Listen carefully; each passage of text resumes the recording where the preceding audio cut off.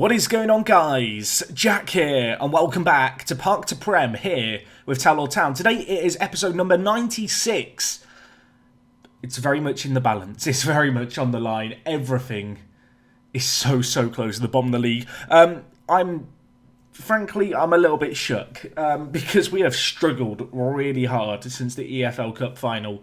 There is no real hiding it, obviously. Today we have got the game against Newcastle. Tomorrow is going to be a live con triple header to end the year. But, well, let's just discuss this. You can see it at the top, 19th in the league.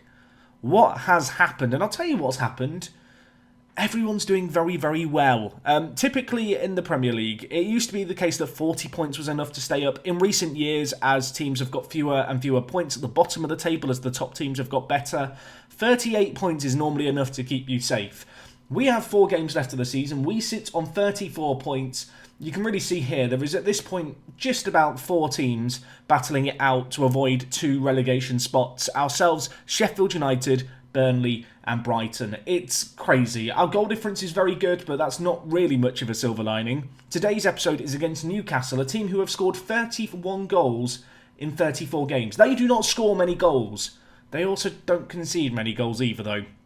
Let's hope that we can break them down today and grind out a result. That's got to be the hope. But yeah, today we're going to go through, obviously, the games that we played since you were last here. The Newcastle game is obviously going to be coming your way shortly. And we also had a youth intake, which is always exciting.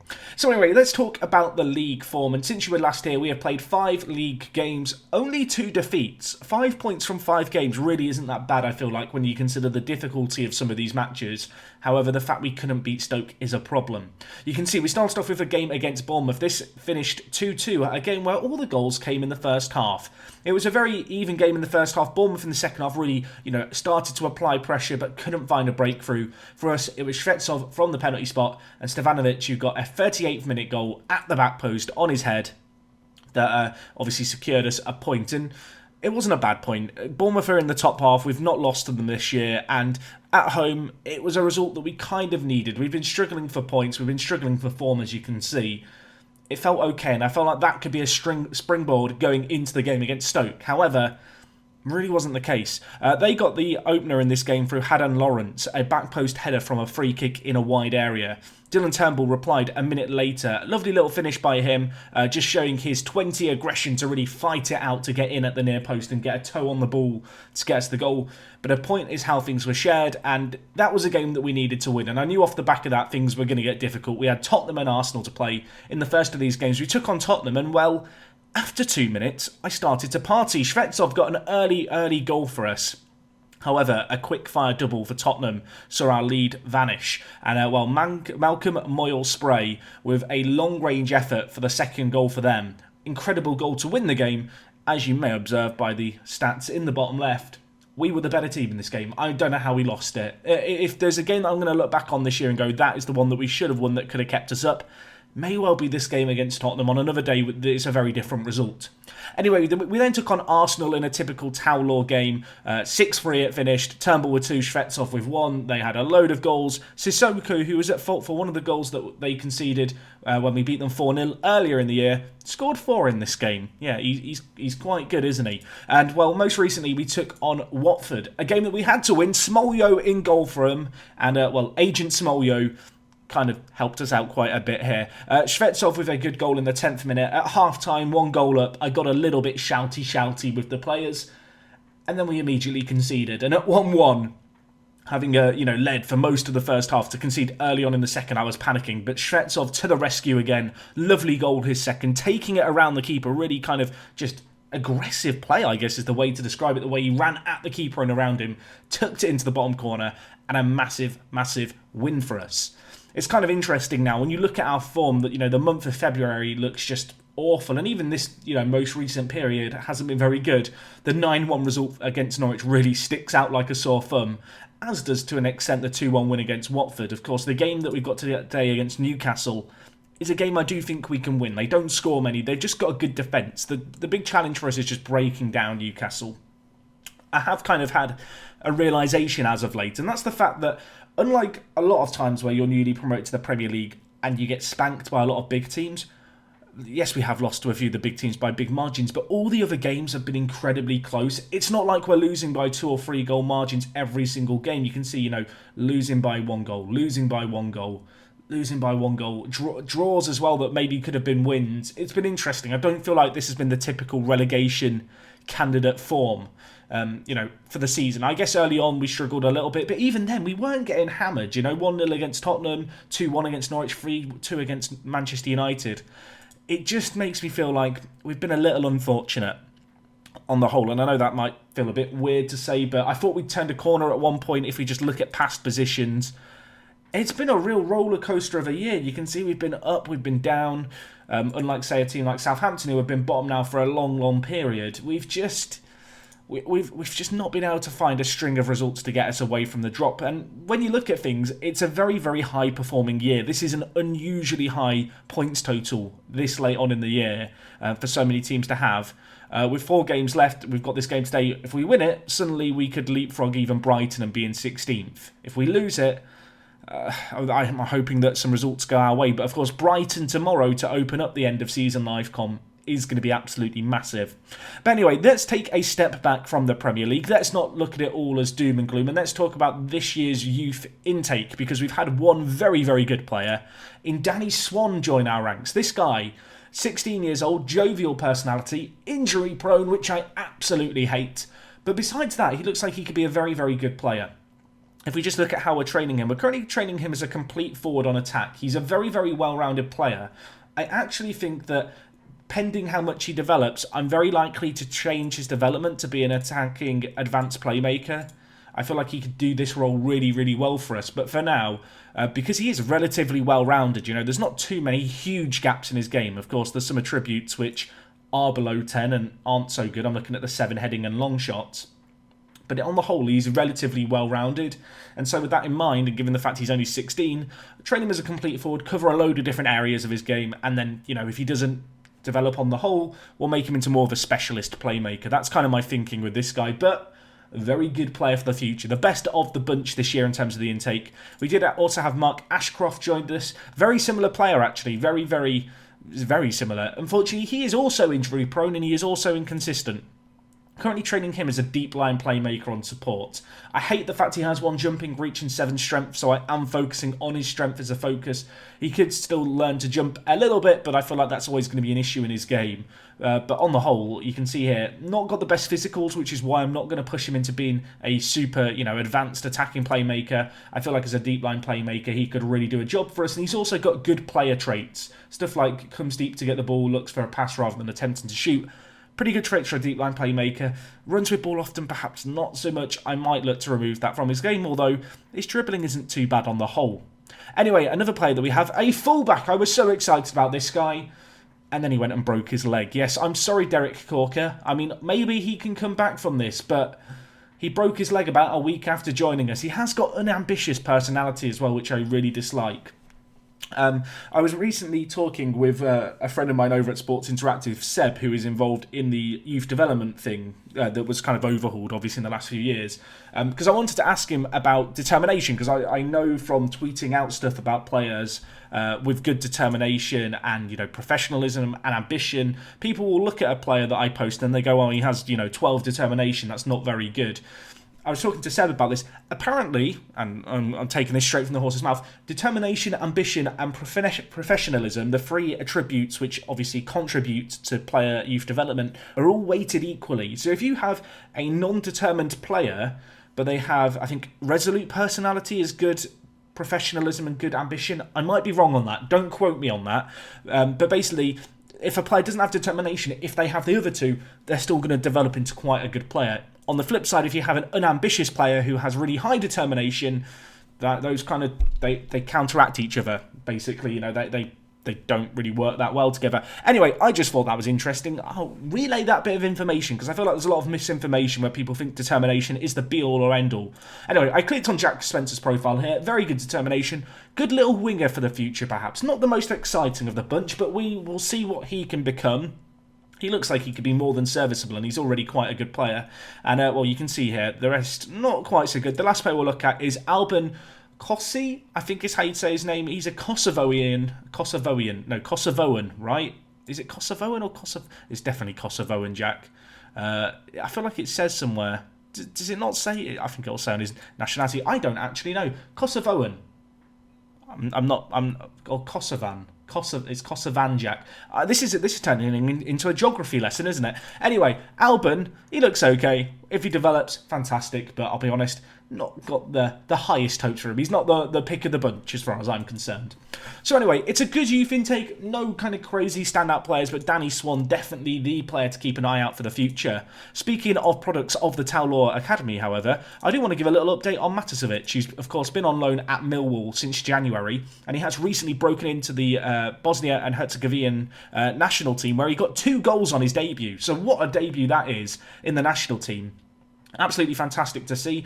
I'm a little bit annoyed about the fact that Millwall have played him at right mid in one game, and now he's got makeshift labelled as his right midfielder playing ability. What they're doing there, not entirely sure. But the good news on the whole is he's developing quite nicely. And at 18 years old, regardless of if we go up or stay up or go down, I think he could definitely play a role in the first team next year.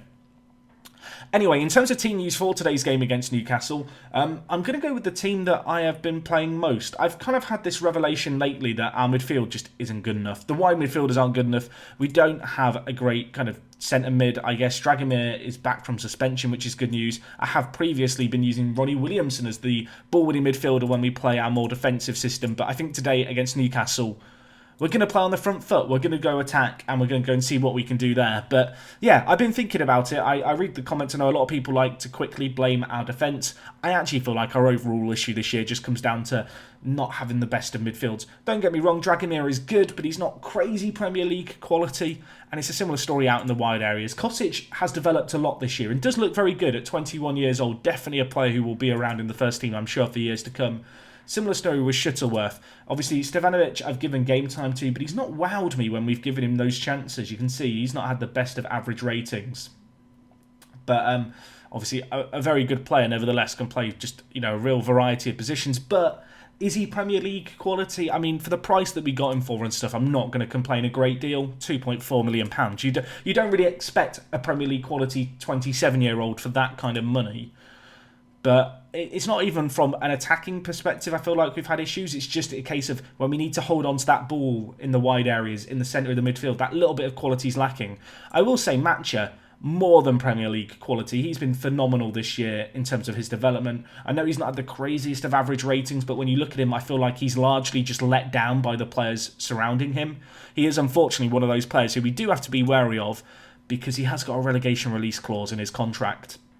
So if we were to go down, we would be selling him for 33 million. Of course, the other players with that are Mr. Dessa and Douglas. Worth noting, Mr. Dessa came in on a free. Douglas came in for £9 million. Matcha came in for £10 million. That's a grand total of less than £30 million, roughly. And if we were to sell them all, we would make, I'm trying to remember how much it is now. I think it's about 90 to £100 million. So even if we go down, there's 3 players that I will have no say over whether or not we sell them or not, but we will make massive profit off them. And I'm sat thinking, if we did go down, £100 million to get us back up wouldn't be the worst situation in the world. But it is interesting. It's difficult, right? Because I don't think we will get relegated this year. I'm going to put my neck out on the line now and say I think we can stay up. We've got easier fixtures on the horizon. Dylan Turnbull scoring headers like that. Newcastle don't score many. However, there is that lingering voice in the back of my mind that's saying, Jack, you've got to kind of just think a little ahead to what you might do if you went down. Anyway, Dragomir whips in the ball. Turnbull, tremendous header. Defender did a shocking job on the line to get it clear, but we're a goal ahead. We've never beaten our northeast rivals. This is like, we need a name for this derby. The Black Stripes derby? Any names? Get your derby rivalry name ideas in for this kind of fixture. Newcastle v Taulor, the Battle of the Northern Stripes. I don't know. That just sounds awful, doesn't it? You guys can do better than me. Someone come up with something imaginative and we'll adopt it going forward. Anyway, we've been a goal ahead in this game for a little while. They had that one highlight there that went over. We now have a chance. Whipped in Shuttleworth. Falls to Matcha. Dragomir. Criticised him. Said he's not good enough. That should mean he'll score this game. Mr. Dessa in the wide area. Dinks it towards the back post. Dragomir to Pittman at left back. Loads of space for him to overlap into. Shuttleworth back post headers it awfully. What are you doing, Russell? Needed a better effort than that. Kosic, with his injury proneness, has twisted his knee. That is something that you love to see. I think with that in mind, we're going to bring in Molyneux in the wide area. See what he can do there. It's interesting. Stefanovic, obviously, was a kind of my go-to backup as Turnbull scores again. Sorry, folks. It's 2-0 here. Shvetsov with the assist. Usually it's Turnbull assisting Shvetsov, but the roles have reversed today.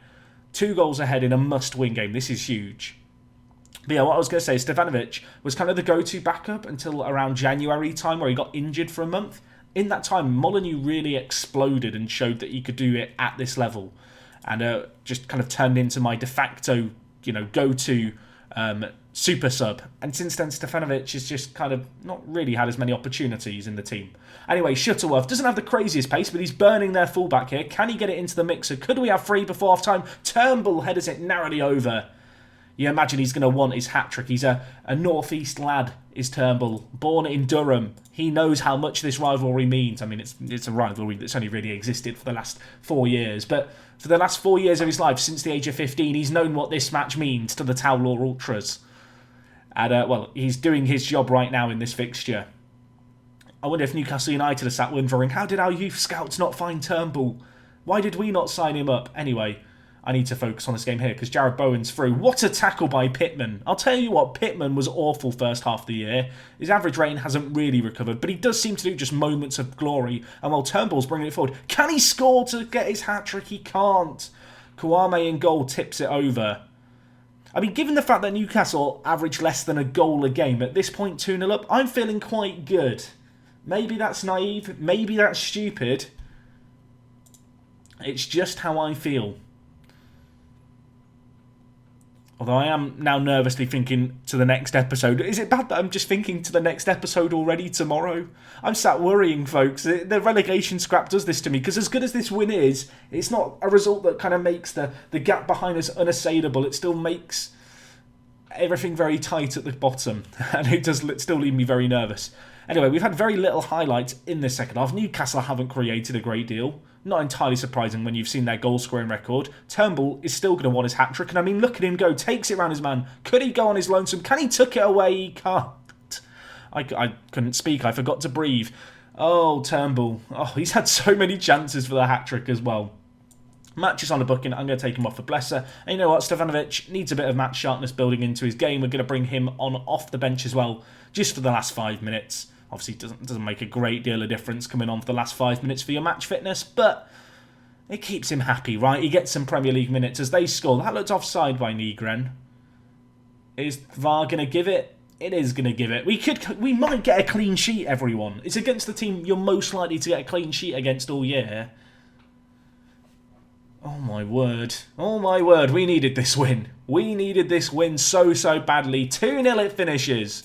I mean, we've won this derby 2-1 on aggregate now because we lost to them 1-0 at the start of the year.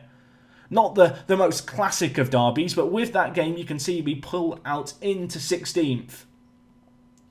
Man, it's crazy close, isn't it? You can see here Brighton and Burnley both yet to play. Do they play tomorrow? I'm now curious, because if they do, we'll continue forward a day and just have a look at things. Kosic out for less than a week, which is good news. Dylan, I'm going to give you a little bit of praise. Dylan Turnbull's a really interesting player because he hasn't got great finishing or great first touch, but his mentals are largely solid. And he's just got tremendous physicals. And he's just a bit of a workhorse in the midfield. You know, really good pressing forward. Great aggression, great acceleration. I mean, there's just a lot to like about him. And obviously the fact he is produced at the academy is superb. And he is breaking into the England under-21 setup. So clearly he's doing something right with 21 goal contributions this year. Anyway, let's just have a look at the Premier League here. Upcoming fixtures. Yeah, okay, there's not games for another week, so we'll find out more next episode in terms of Brighton and Burnley with their games in hand. Could cause us some issues, but 37 points. By the history books, we're close to safety, but when you actually look at the league table, we're not as close as I would like. And of course, next episode, we're going to be finishing this year, and I'm already really nervous for it. But we needed that win. 2 on the bounce is absolutely huge. Away against Brighton to start next episode. We then have West Brom, who are in 14th at home. And it's Liverpool, the team who we lost the EFL Cup final to, who we may well be playing knowing that we need to beat to avoid the drop. Tomorrow's going to be a cracker. I hope to see you guys for it. Thank you for watching as always. It is me, Jack, and I will talk to you guys in a bit. I'm out.